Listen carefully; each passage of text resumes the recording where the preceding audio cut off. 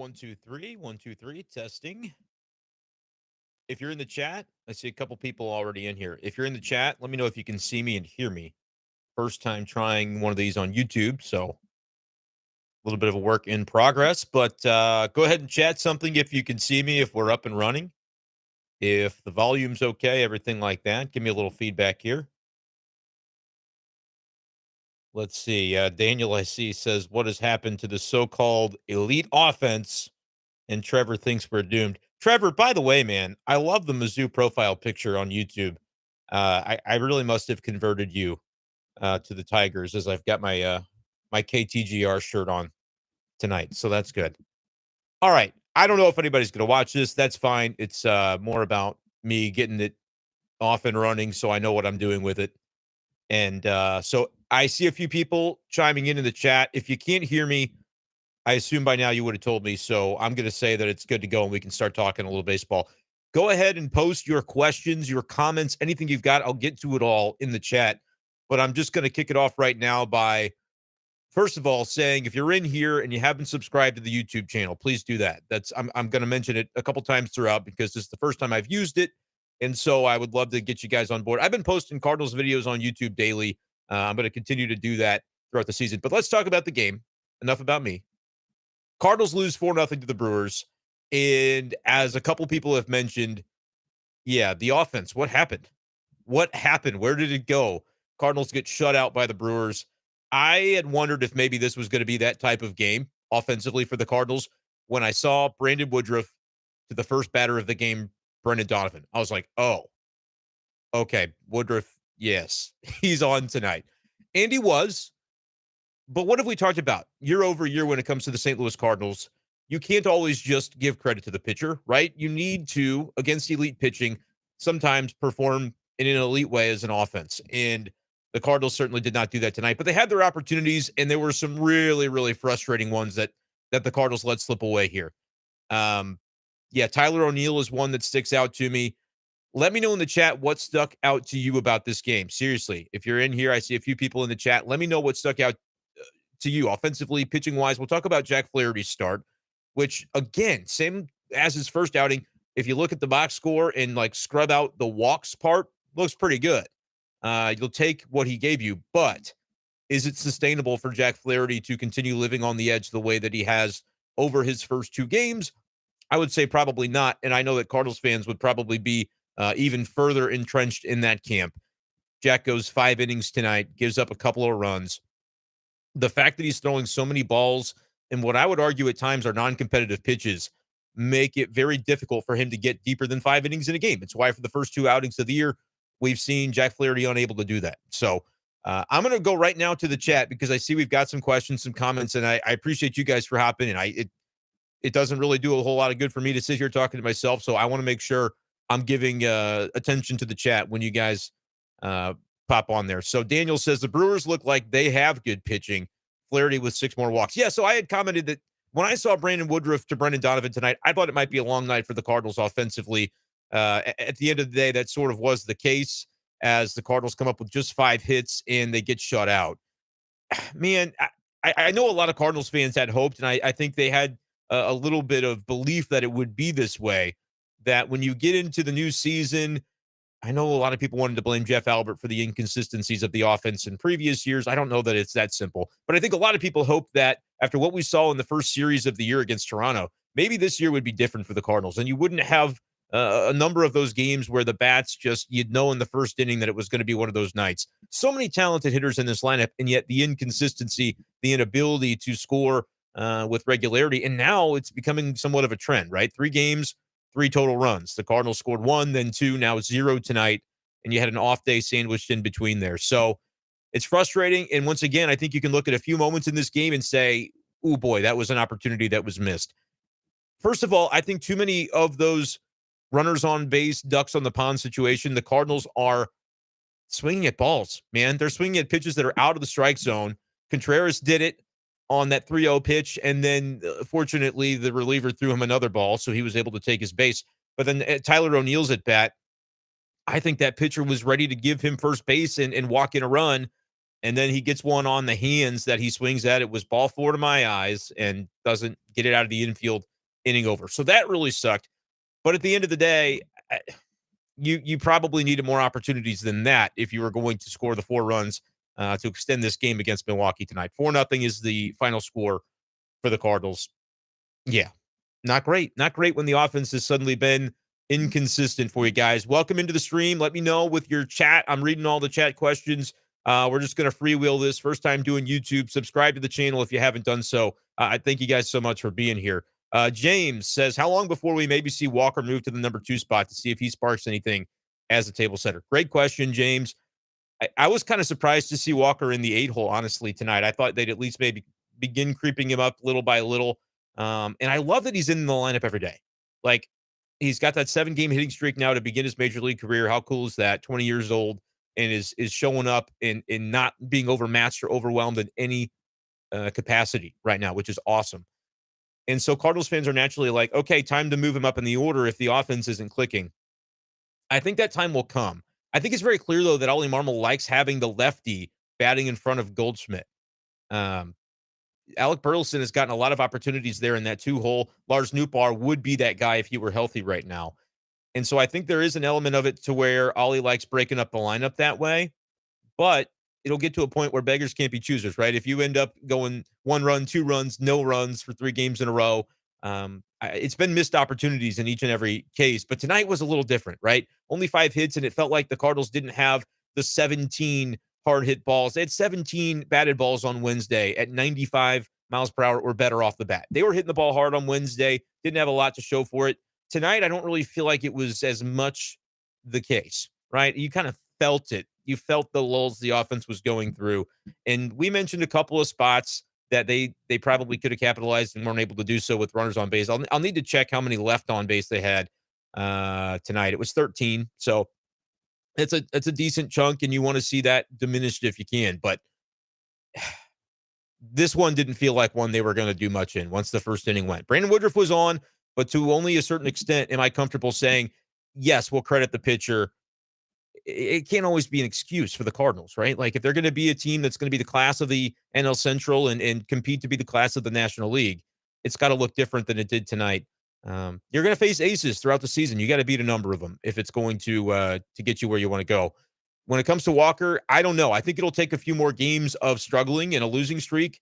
First of all, Ollie is really I mean, if you look at the Tyler O'Neill stuff that happened this past week, it's clear that the frustration is already there for the Cardinals. And how about like late, it might have been 8th inning, 9th inning. I think it was the 9th where you get Arenado slamming the bat, Contreras slamming the bat. Like, these guys are upset about the way things are going. And boy, how quickly it changes. We had the vibes were immaculate coming out of the Toronto series. And, a few short days later, it doesn't feel that way at all anymore. So they're wearing that frustration a little bit. I would say the more you see of that, the more quickly you might come up with some lineup changes that Ollie would look at, because this isn't sustainable. I mean, the Brewers are now 6-1. The Cardinals are 2-5. The Pirates have a winning record. Like, it's early, and I'm not saying, the division's slipping away. But if you play like this all year, I mean, you're not going to go very far. So, yeah, I think Walker eventually, to answer your question in a very long way, James, eventually I do think he gets there. I think he moves up in the lineup. I don't know if it'll be as soon as this weekend, next week, next month. It'll happen, though, by midseason, where I think he's in more of a prominent role, because everything that they have thrown at him so far, he has taken it in stride. It's been pretty impressive. Jack, thanks for your comment, man. To what extent do you think Ollie Marmol could be a problem? Team morale just seems bad.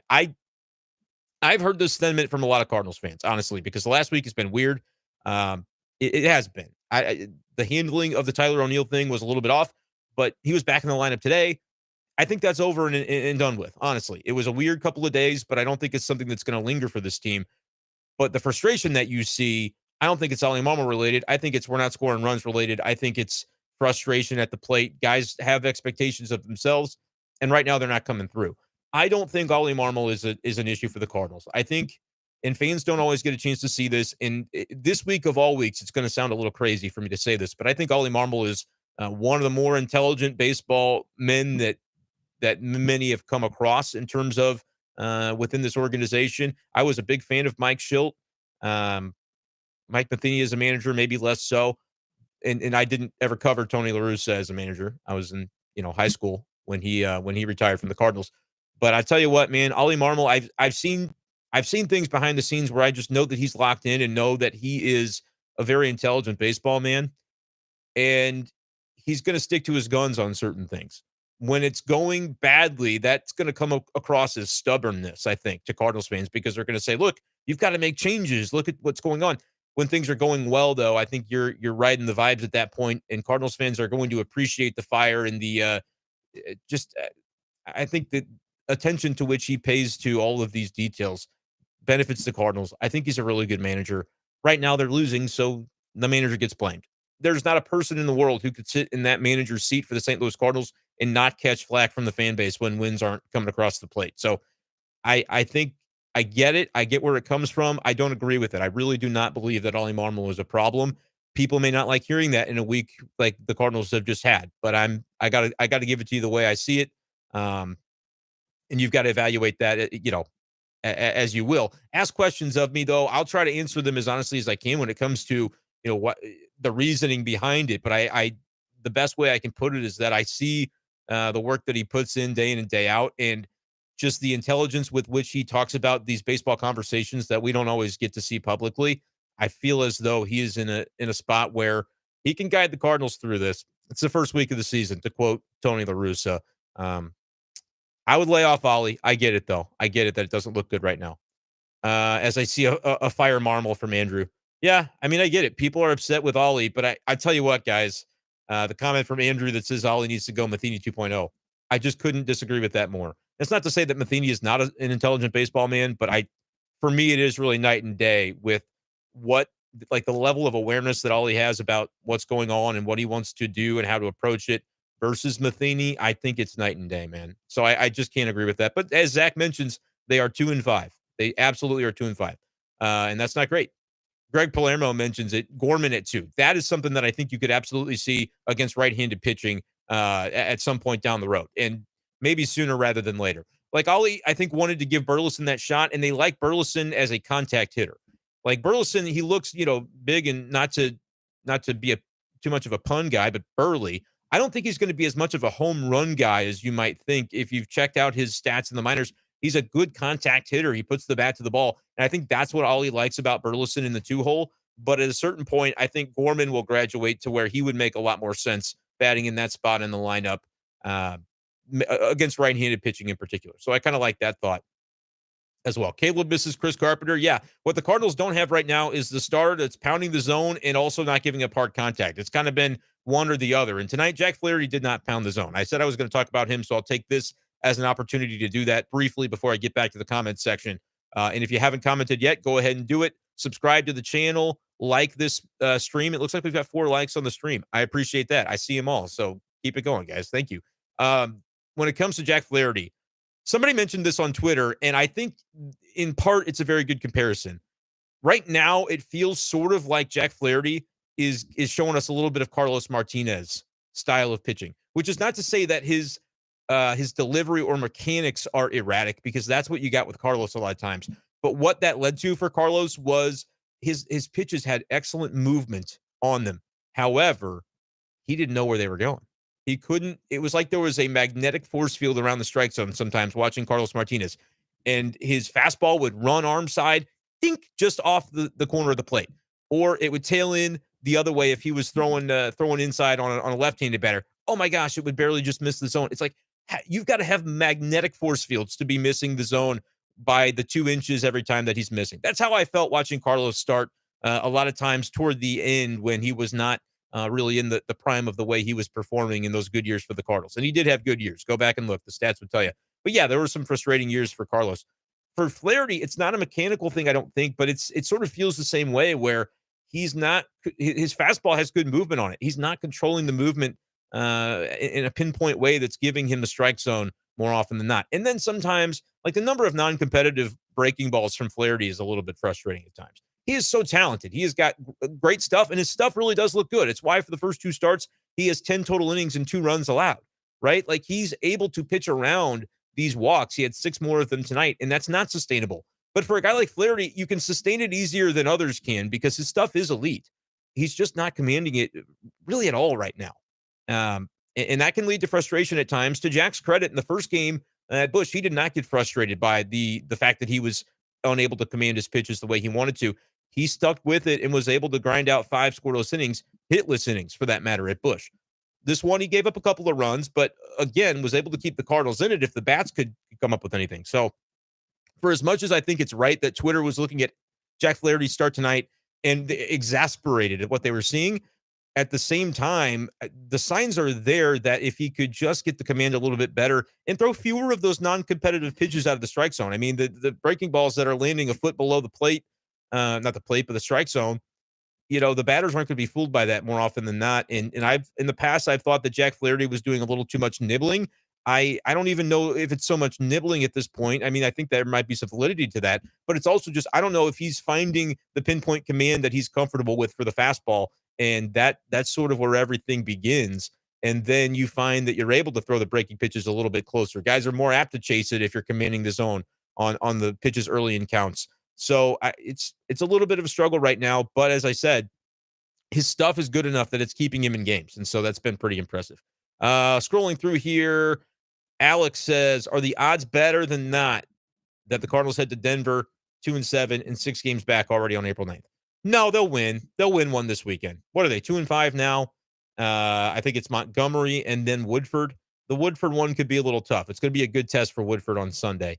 But Montgomery, maybe I'm the eternal optimist. People are like, shut your mouth. But I feel like Montgomery figured it out a little bit later on in his start at Busch, and you're going to see something close to a quality start. The problem is, can the offense get it back?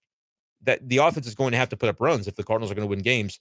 And right now we're not, for 3 games in a row now, it's kind of like, ooh, I really liked what we saw at the beginning of the year. That wasn't all that long ago. It was like less than a week ago. Where is it? Where are the bats? Looking through the Cardinals lineup tonight, base hit for Donovan, Burleson, Arenado 2 for 4. That's good to see. And Jordan Walker continuing his hit streak. Other than that, man, it was feeble. It was not a pretty sight. And then the caught stealing by Tommy Edman, man. I don't know. I was thinking they should review that, but I guess I never did see a replay to see whether that one was legit or not. Thank you for joining the stream, guys. I'm going to look through these comments. If you haven't liked the stream, give me a like. Let me know that you're still here. I appreciate that. Let's see.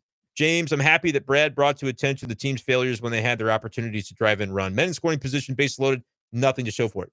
Couldn't agree more with that. I mean, it's been that way for the last few days. The first 2 games, I should say, games 2 and 3 against the Braves, it felt like bad luck. They were hitting the ball hard. They were just not coming up with the clutch hits when they needed them. Tonight, man, I felt like it was less aptitude on the plate appearances. Some of these at bats that they were taking, the Brewers pitchers were giving you opportunities to reach base, to take what they were giving you. The Cardinals were swinging at some bad pitches, man, and it hurt them tonight. It hurt them tonight, and it made it so that this game was really rather non-competitive. Brendan L says the Ollie post game is hella late. Here's the mechanics of how it works on the road. It's different. You go into the manager's office on the road, and it's just a little bit of a different way of working it. So I don't obviously have the broadcast on right now since I'm talking to y'all. But yeah, the post game, I wouldn't read too much into that. But sometimes there is some validity to it. It's just harder to tell on the road because it just works a little differently than when they're at home. They bring Ollie to the podium, and you kind of have an expectation of what the timing should look like. So that's kind of my thought on that. Patrick says, I think Schilt shouldn't have been fired. That's a really interesting conversation. At the time, I was shocked by the Schilt firing. Like I said, I was a fan of Mike Schilt. I think he's a good baseball man. I don't know the extent of the philosophical differences as they occurred, but I think Mike Schilt, pushed a little too hard in one direction, and the Cardinals, whether it was like a huge groundbreaking deal that they sort of made it out to be, or it was a combination of factors, which I think is more of what it really was. It was like, okay, we don't really need to be dealing with this, especially if we trust, I think we can get that Ollie Marmol guy and he can manage the team for a long, long time. So I'm not saying it was like a intentional thing to overthrow. It's a coup, overthrow Mike Schilt, bring in Ollie. I don't think it went down that way, but I think the Cardinals are happy with the way it happened because they think that Ollie can be the guy for decades to come. I really do believe that that's possible. You gotta have some results though. I mean, this year is not off to a great start, so it's going to sound bad. And this could, what do they say? The kids say that aged well or that aged poorly, whatever it is. It could age poorly for sure. Jack says Ollie's ego seems to have ballooned in the last year. Similar way to Schilt. Don't think Ollie is a problem yet, but he could become one. Schilt had the ego. He had the fire to him. if you want to call it that. I don't know if ego is the right word, but I think you have to manage with a sense of determination and a sense of confidence that like the decisions you're making are correct. You don't have the ability in the manager's chair to scroll Twitter and say, "Oh crap, so and so says I am doing a bad job and I should have done this." Like you've got to have some conviction in what you're doing, and I think that manifests for managers in different ways. But Ollie is unapologetic in the way he goes about it. When things are going well, I think that's a trait that will obviously benefit him. When things aren't, it you saw this past week with Tyler, the way it played out. I don't know though if Ollie wishes if he had it to do over again, if he would change anything. I honestly don't. The further the team goes into a slide and fans are going to want to connect the two and say they're related, maybe that changes. But I feel like he's a guy with conviction in what he's doing. And in the long run, I'm telling you, I think that's something that benefits the Cardinals and their fans. Um, but I can understand right now that the frustration is obvious. Um, James says, glad you pointed out the hard hit exit velo hits that aren't finding holes. They have been unlucky versus many bloopers that the Braves and the Brewers have been able to capitalize on. Yeah, but the bloopers are part of baseball as well. The Cardinals got a blooper here and there. The Arenado one was a blooper into left center, but Donovan didn't read it very well, so he didn't score tonight. But you've got to. It takes all kinds, and the more frequency with which you hit the ball hard, I think you're going to have more opportunities to do some good things. Unfortunately, right now for the Cardinals, it's just not really working out that way. Scrolling back up a little bit. How much of the runners in scoring position and base loaded issues / lack of hitting is tied to just trying to hit a home run versus putting the ball in play? Um, I don't really think the Cardinals are selling out for the home run. I think they have had a good plate approach. Like how many they started the season with 5 games in a row, 10 or more hits.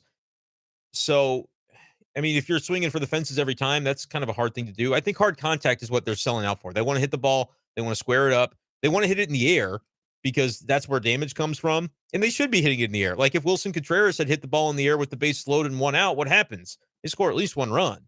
Instead, and I even tweeted this out before the at bat because I thought, what's going to happen? They're going to try to get him to ground out here. And if he does, it's 2. And so he needs to hit the ball in the air. He hit the ball on the ground. The Cardinals were out of the inning. Hit the ball hard, hit it in the air. Those are the 2 things that matter the most. And it's not just, the StatCast in me talking. It makes sense, especially in situations where you're trying to stay out of double play. So I don't think they're selling out for home runs. I think it's been a little bit of bad BABIP luck on the hard hit balls, James. I also think that wasn't the case tonight. I think tonight they just didn't make as good of hard contact, and they struggled offensively. There's no doubt about it. Trevor wants Dylan Carlson to play over O'Neill even against right-handed pitching. Yeah, so O'Neill was 0 for 4 with 2 strikeouts tonight, and one of the non-strikeouts was what arguably was one of the lesser plate appearances by a Cardinal in the game when he could have taken his bases loaded walk there. What was it, the 6th or 7th inning? And he kind of fists one into the middle infield, and the threat is over.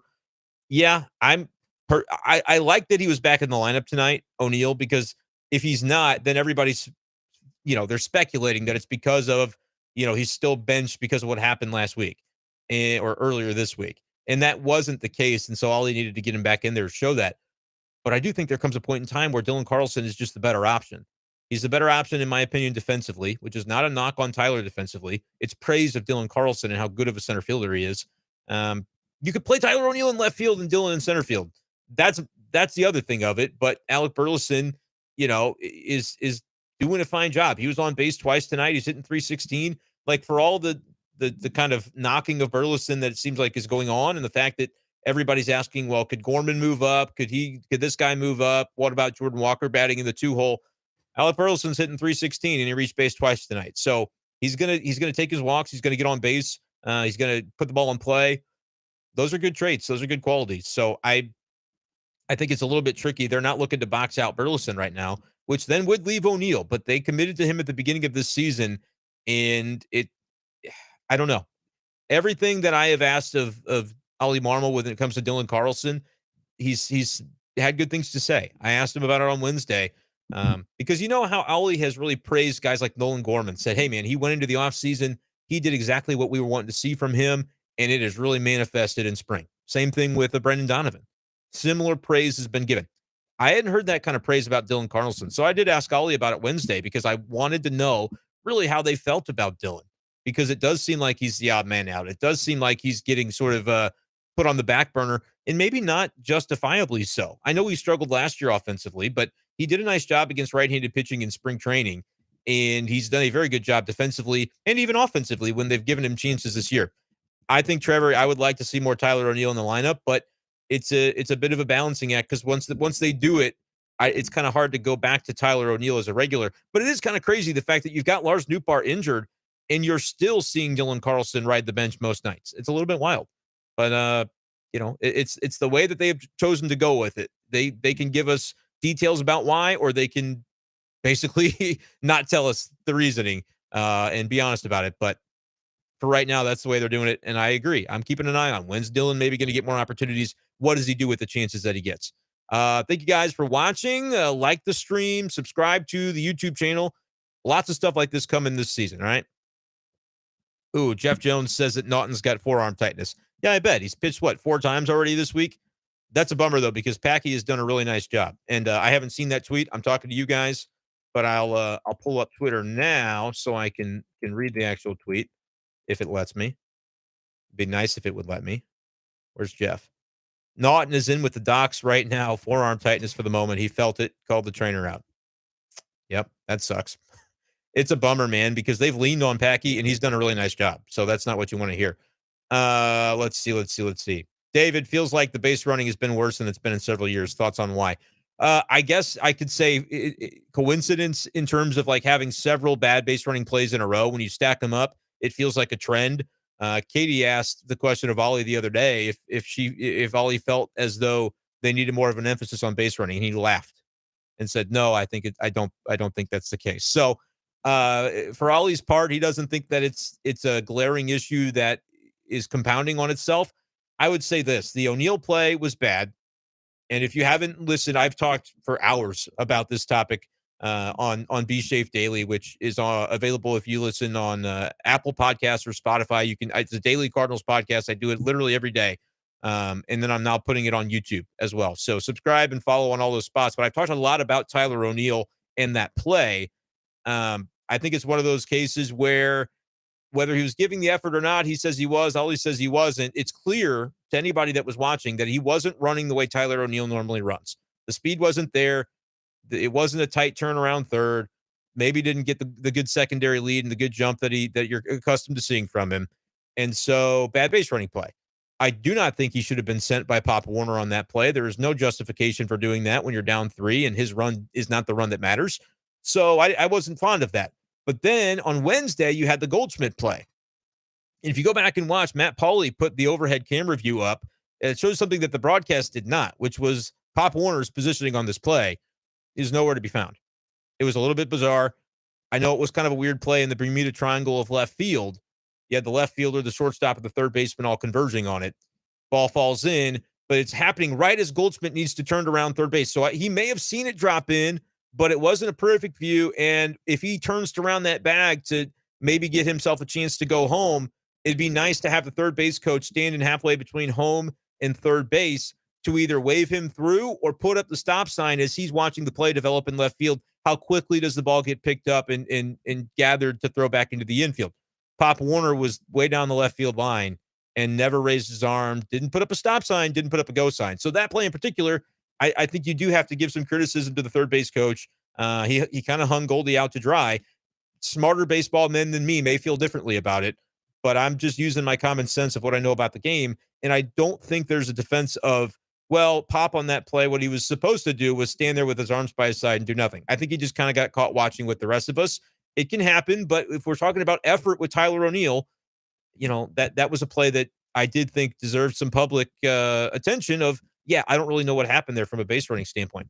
Tonight, let me know if there's another base running play you're talking about. The Edmund failed stolen base is not, bad base running. I thought he might have been safe, but it's just one of those where you're trying to take a chance to jumpstart the offense.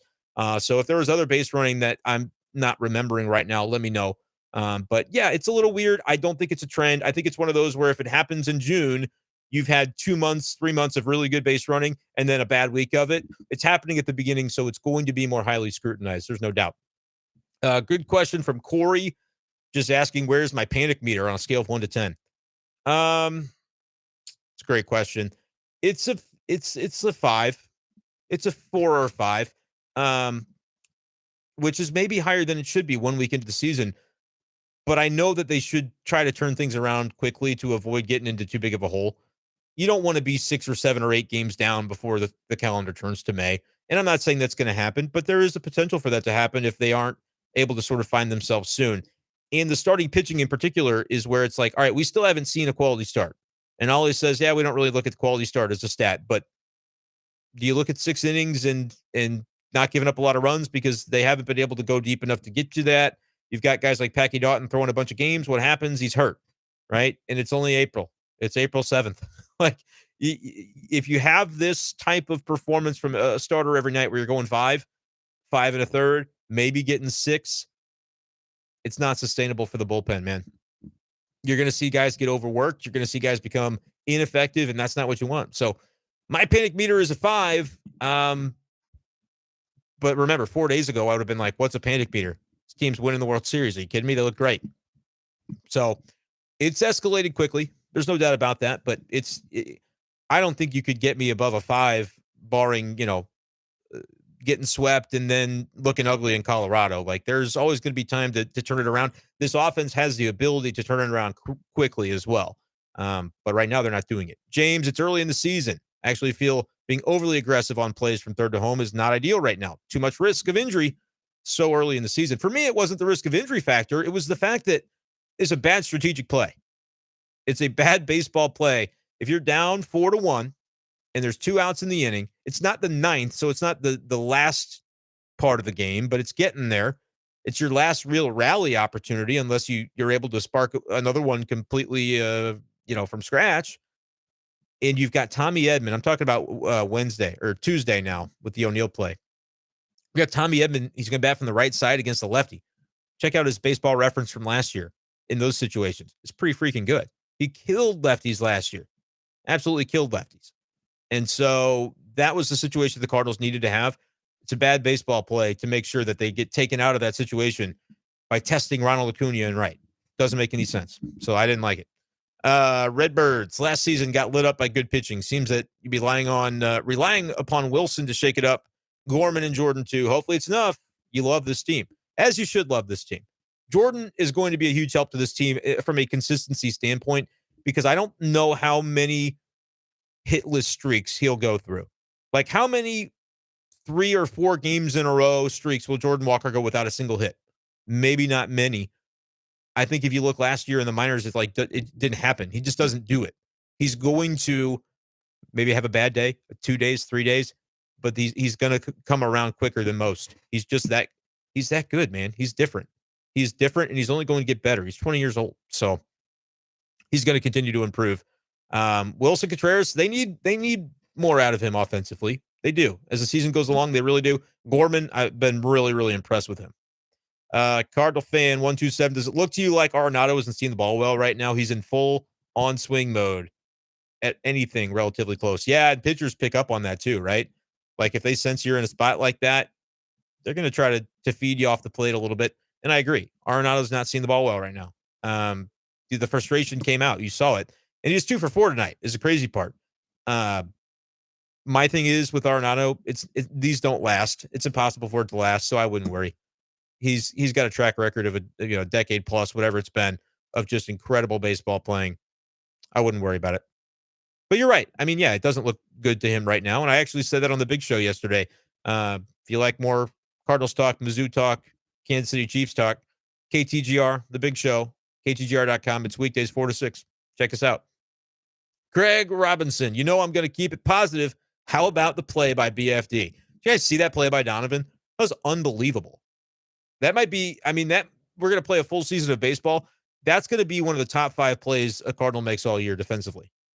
The fact that he got to the ball was one thing, but he had his momentum going the entire opposite direction, managed to stop on a dime, pop up, throw without really being able to set his feet and get a lot behind the throw. Still threw a hard shot to first and got the runner in time.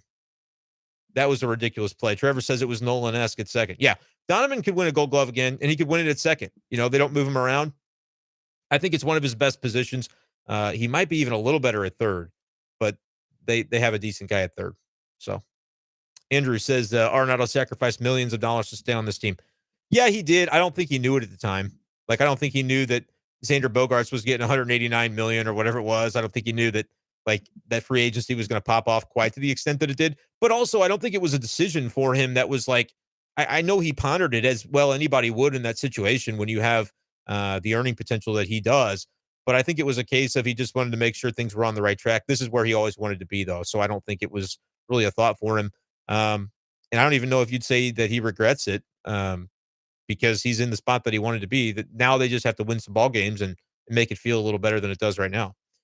Alec, the middle infield doesn't get enough credit defensively on a national level. Edmund and Donovan both with great plays tonight. Not a question, just an observation. Yeah, Edmund's play was great. Jack Flaherty could have thrown that one into center field, and he darn near did. And Edmund to snare it and keep his foot on the bag. What do I always say about Tommy Edmund? He demands the second bag. He always gets it. Tommy two bags. A little bit of a different spin on it there, but it was nice to see. Caleb says the thing that I love about baseball is that everyone's worried, rightfully so, and they could go and win tomorrow. And then heading into Sunday, you're looking for a series win. Exactly right, Caleb. It sucks because you look up and the Pirates have like 5 or 6 wins. I don't know if they won today, but they had 5 wins before today. And so you're like, well, man, how are the Cardinals 2-5? Like, that's ridiculous. But it's early. People are tired of me saying it's early. I'm going to continue to say it for as long as it's early. And then when it's not early, I will let you know. If I could wink, I would have winked just there. I don't know how. Andrew says, been over a decade since the last World Series. And since 2014, they've won a single LCS game. They're the ones who put up a huge World Series trophy out of the park. They can't have it both ways. It's a great point. It's a very good point. They did put that massive trophy out there, and it's like, it's been a decade since you've gotten one of those. Oh, been a dozen years since you've gotten one of those. Yep, I agree. And the starting pitching is going to have to come around. I think the offense will.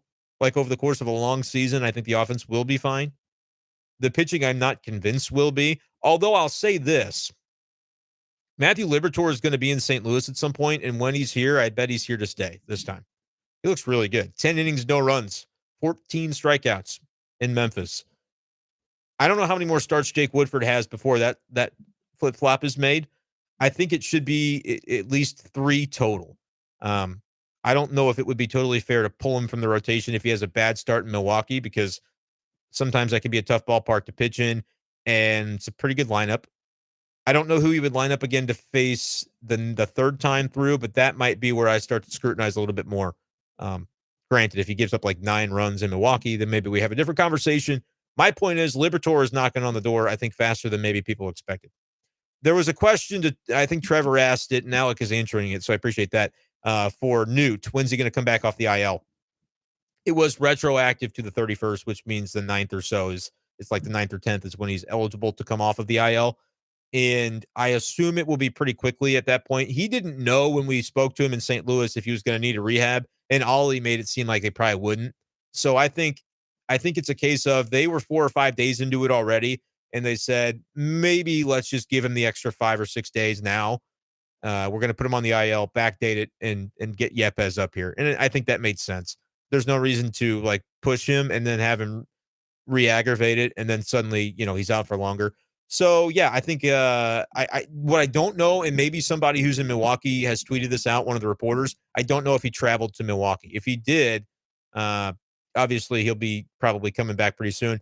Maybe he meets the team in Denver if he didn't travel to Milwaukee. But I think he'll be back probably before the end of the road trip. I'd be surprised if he wasn't, unless there was a real setback. We'll see, though. Initially, we didn't think he was going to need the IL, and lo and behold, he did.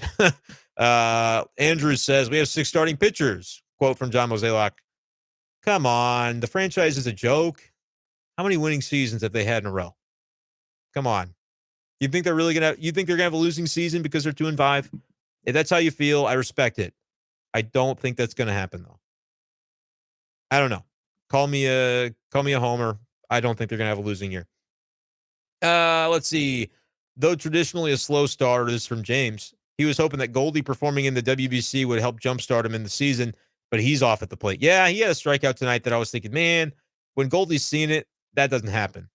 That moment doesn't happen. And so it's a bit of a bummer from Goldschmidt there. But like, again, you think the MVP is going to be bad all year? No, I don't. He's hitting 391 too, by the way. Like we're dogging a guy. He reached base via walk tonight. He struck out twice. We hold in my co-host Andy on the Big Show made a great point this week when I mentioned Arenado. We were having a conversation about the offense. And the Big Show, by the way, is on Spotify too. If you guys want like as much content as you can get, subscribe to the Big Show too. Absolutely.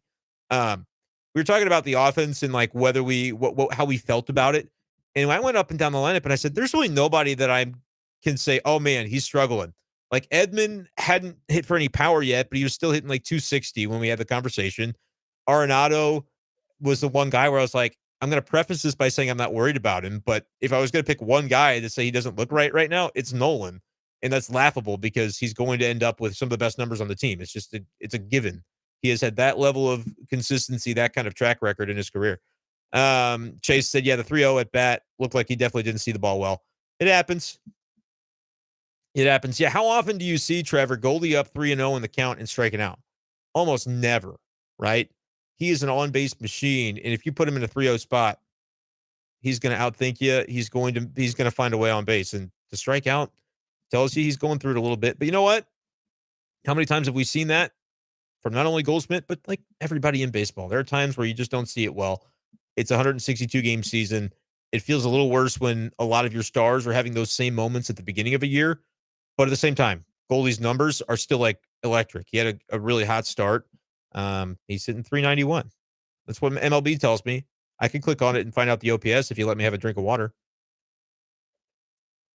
Yeah. Yeah, you guys are right. His OPS is only 1,100. I was just going to let that be a pregnant pause. See if anybody, like, come on, it's Paul Goldschmidt. I'm not doubting Paul Goldschmidt. Same thing with Arenado. His numbers aren't at that point, but. Ooh, here we go. We got a good one. Well, Trevor mentions that the Pirates have a stone cold killer. Yeah, Brian Reynolds is awesome. I thought the Cardinals should go get him last year, but now look at it. They have like 11 outfielders and they can't figure out. But Reynolds is better than all of the outfielders the Cardinals have, except for maybe Walker offensively. Right now, he's more polished than Walker, but Walker could pass him up.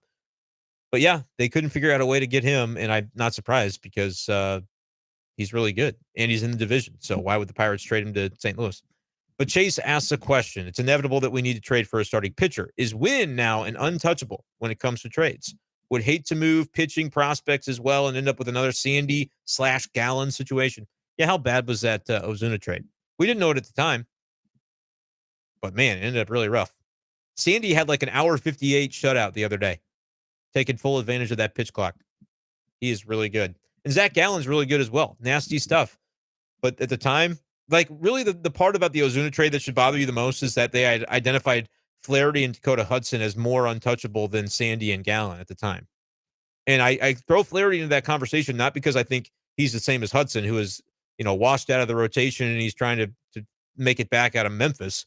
That's not the same tier that Jack is in by any means. We've seen elite stuff from Jack. That being said, Jack has not had the durability and the consistency over his 6-year tenure with the Cardinals. Like this is his last year with the Cardinals because he's a free agent. Whereas Sandy looked like a middle reliever that wasn't going to be a workhorse, and he's leading the league in complete games at this point, right? So I don't know if that's a miss on identification, but it was one of those where like, if you take yourself back to that time period, you know that the Cardinals were not giving Sandy a shake. Like he wasn't going to get a chance to start. They had decided and identified that Flaherty, Hudson were guys that were ahead, and Gallen was much lower in the organization at the time too. So it's a bad break, man. It's a bad beat. But I'll answer the question from Chase. I talk so long. I apologize. While I'm talking, give it a like the scream, subscribe on YouTube. Let's go. Mason Wynn is untouchable. Yes. That is the way I view Mason Wynn. He impressed the hell out of me in spring. I did not know going into spring that I was going to feel as confident about him offensively as I do at this point.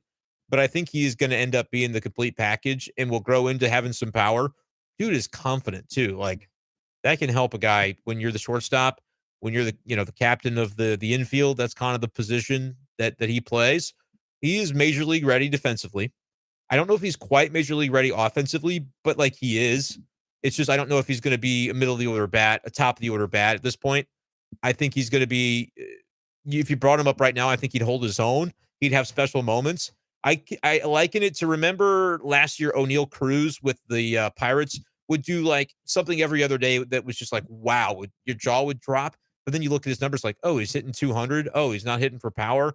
Oh, it's the consistency might be hard for Mason Wynn at this point in time. And I think that's why he's getting Memphis. I also think it's where you're going to put him. Like if Edmund is performing, if Donovan's performing, there's nowhere to play Mason Wynn at the big league level. He was right, though, when he said that if he were in another organization, he would be in the big leagues right now. I think he is capable of walking into the big leagues right now and holding his own, which says a lot about, what is he, 20 years old? So, like, that in and of itself should tell you that he should probably be untouchable. Yeah. But you're right. Like, if you want to go get a starting pitcher, here's what's hard about the rotation right now. Let's assume Wainwright comes back in a couple weeks because he's going to be back before that, I think, based on the way his rehab's going. And then your other four starters are guys that were in the rotation to begin with. Look at all five of them. What do they have in common? They have a contract. Even if it's not a long-term contract, they're all getting paid in the millions, starter money to be starters. And so if they're all healthy and one of them's underperforming, I mean, it would be easy to take out let's say Jordan Montgomery flames out so hard that you don't want to start him. They could take him out of the rotation. He's not a long-term guy. He's a free agent after the year. But I think he's one of their better options right now. And so I don't know who you replace, and I don't know how you do it because you're paying that guy. And people say, who cares about the money? You got to win games. Totally agree. And by June or July, that will become even more scrutinized and evident when it comes to, okay, is there a move they can make? But if you've got guys you're paying and they all end up staying healthy, which probably won't happen, but if it did, I don't see the Cardinals going out and trading for another contract. Like, that's going to be a little bit difficult to maneuver. It's kind of like the old saying from Mo. He says, well, it's complicated. And Cardinals fans don't like to hear that. But I am speaking from a position of what I think they will do or won't do, not what I think they should do or should not do. I think it would be to the benefit to identify a controllable arm and trade for him.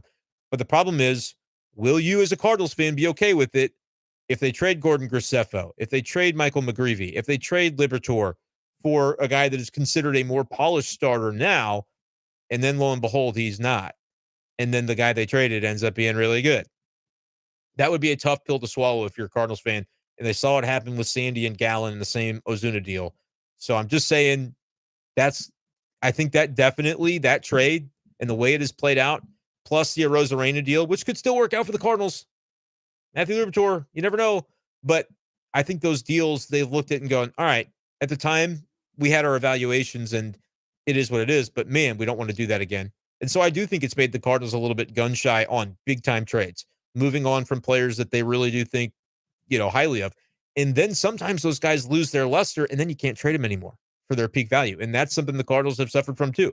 Like, I'm high on Dylan Carlson still, but I don't think anybody would be able to successfully argue to me that he's got as much or more trade value right now as he did last June or July. He doesn't. It may go back up, but it also may be a case where the Cardinals, they were off on their timing of seeing what they could do for a good asset. Alex Reyes is another great example. There was a moment in time where he was, middle of an all-star campaign. Cardinals were on the fringe of the playoff contention.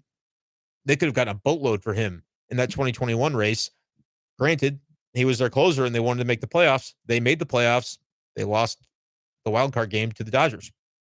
Didn't get anything for Reyes, and he never pitched for him again. So those are the kinds of trades that are not the Cardinals' strong suit, to trade guys at their peak. That being said, sometimes when you trade guys, they get even better later on, and you go, oh, no, we should not have traded that guy away. So it's an interesting thought.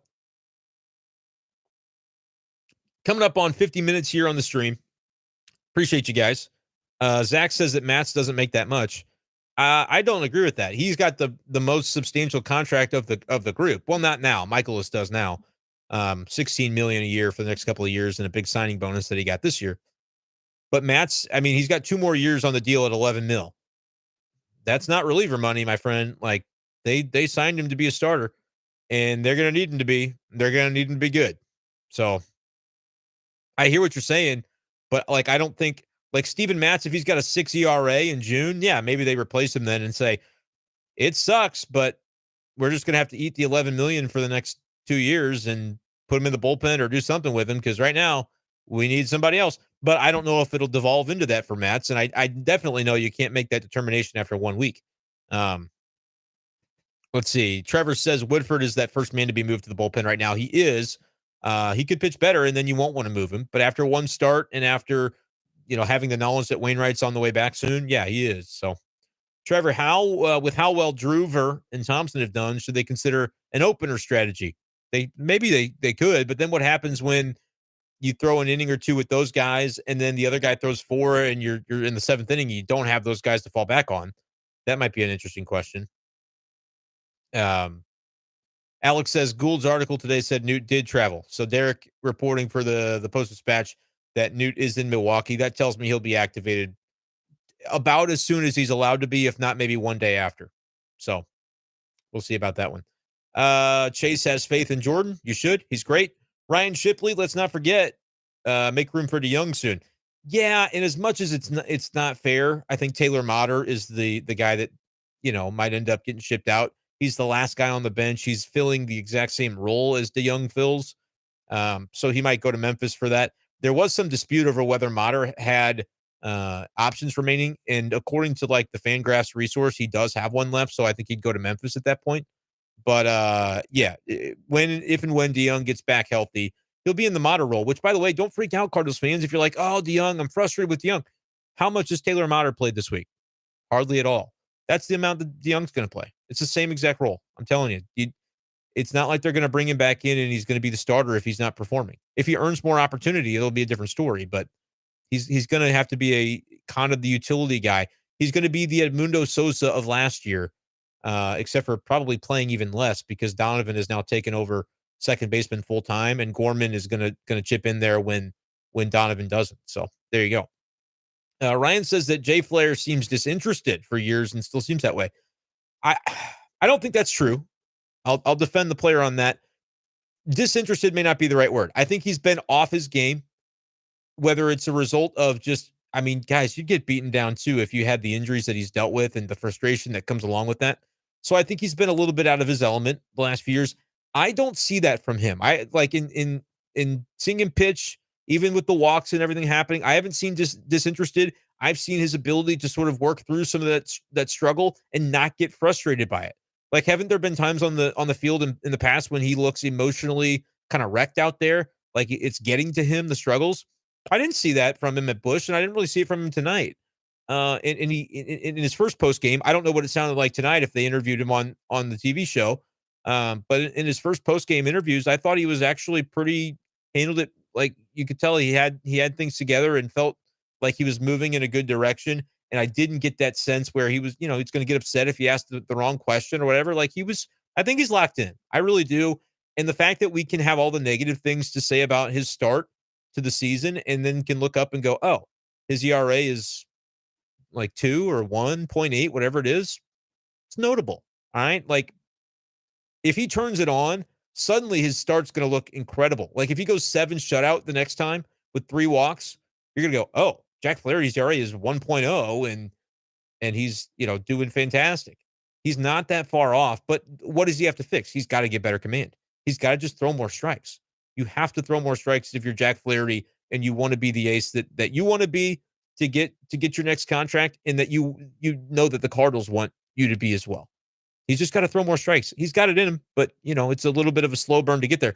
But again, thank your stars that instead of struggling through command and allowing half of his walks to score, he's walked 12 guys and has given up 2 runs in 10 innings. There's something to be said for that. James, as much as I would see Wynn is untouchable, I would trade him for Yuri Perez in a heartbeat. Okay, sure. Yuri Perez is like the 19-year-old phenom prospect for the Marlins, pitching prospect. But remember, pitchers get hurt. Like they just do. That's unfortunately the reality of it. Let's see. Chase. Pretty sure Gallon in an old podcast had said that the Cards felt he had attitude issues. Yep, that would be a misidentification, wouldn't it? If you're letting like your personal belief about a player and his personality get in the way of maybe the talent that he had, that's a miss. And the Cardinals got to own that.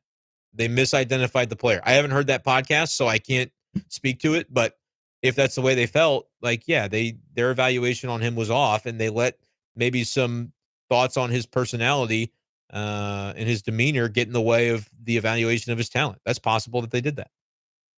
Do I think Walker would bite on an 8-year, 180 million offer? No, I do not think that he would. I think he, I do not think he would. No, I think it's a case where you play your way for the next few years and you're doubling that contract if you're Jordan Walker. So I get the thought process. Um, and let's say he is the superstar we think he is. You're talking about 6 years and then 2 years of free agency that you'd be buying out if you're doing an 8-year deal because it's 6 years of team control and then 2 years of free agency. So that gets you to 8.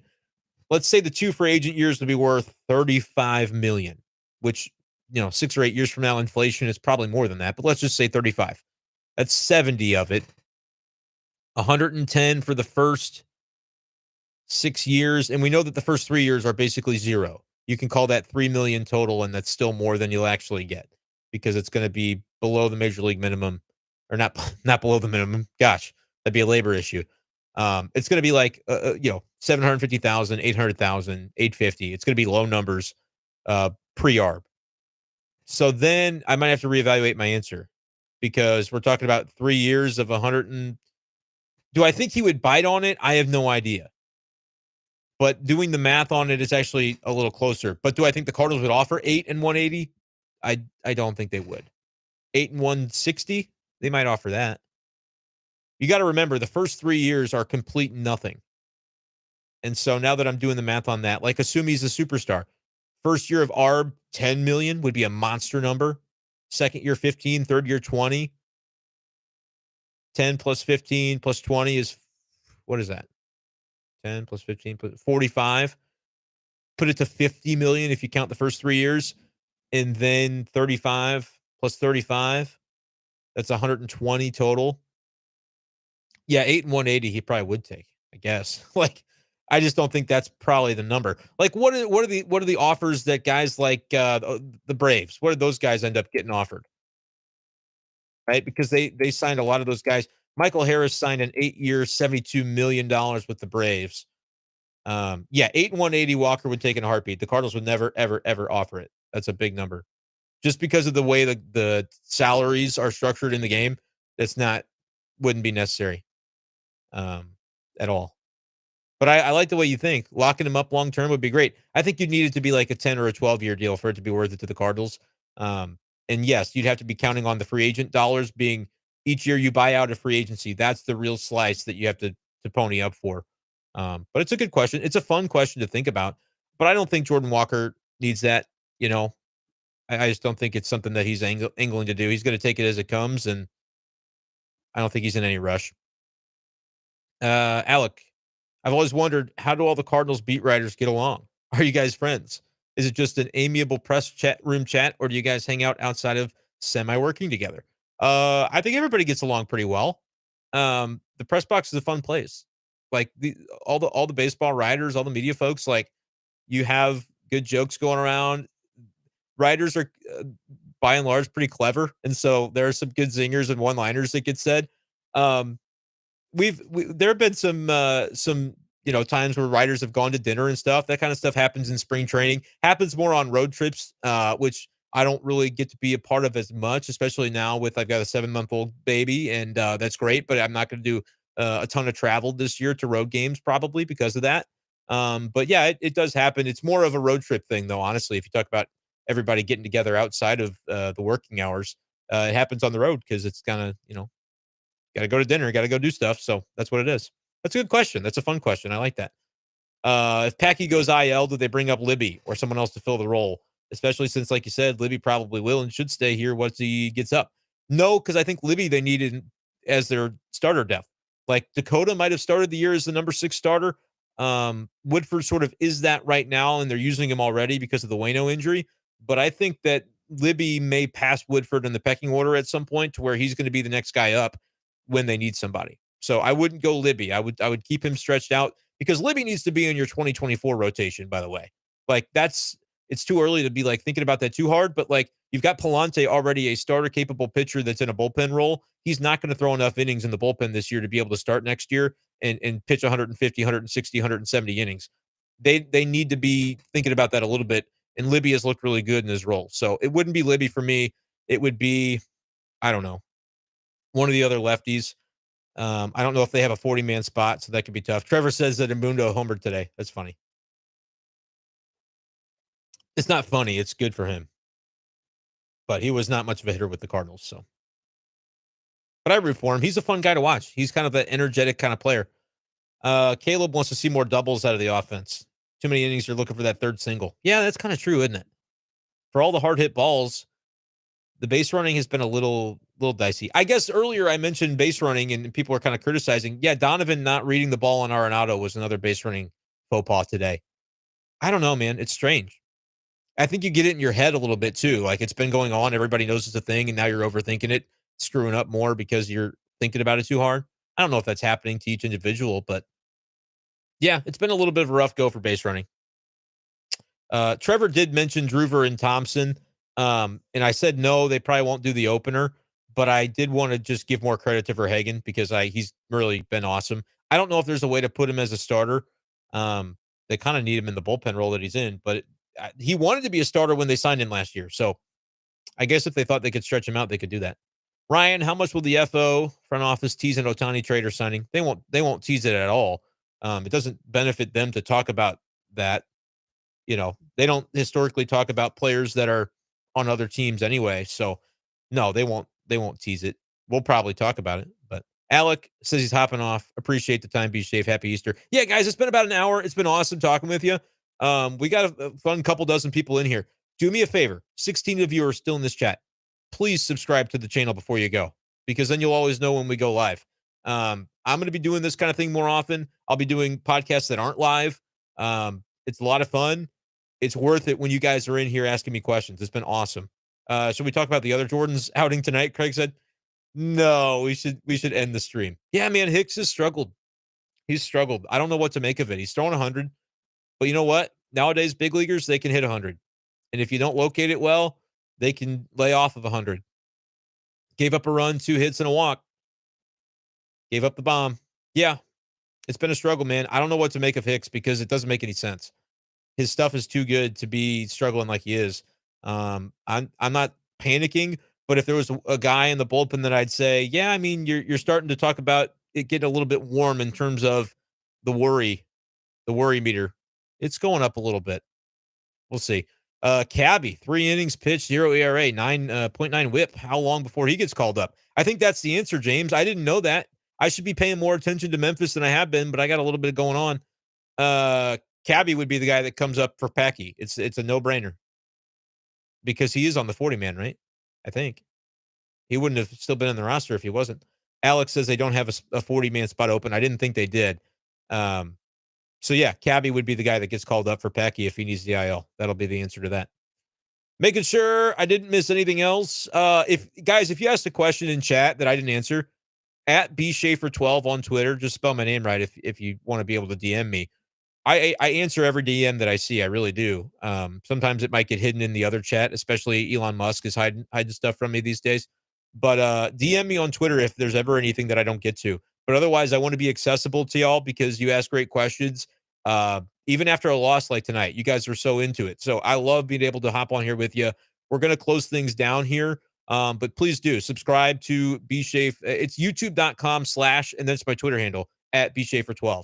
So I'll be doing lives on here, be doing all kinds of stuff on here. Let me know what kind of YouTube content you want to see. Like I'm learning how to do videos. I'm not a video editor guy. I'm going to become one. I'm going to try to get better. But you guys supporting me, listening to the podcast, doing all that is the way I end up continuing to do this for my career forever. And that's what I would love to do. Be doing this 50 years from now on whatever website Elon Musk is buying and making us do for social media by then. So you guys support me. It's awesome. And if you really, really like me, I do have a Patreon set up, patreon.com/BSchaefer12.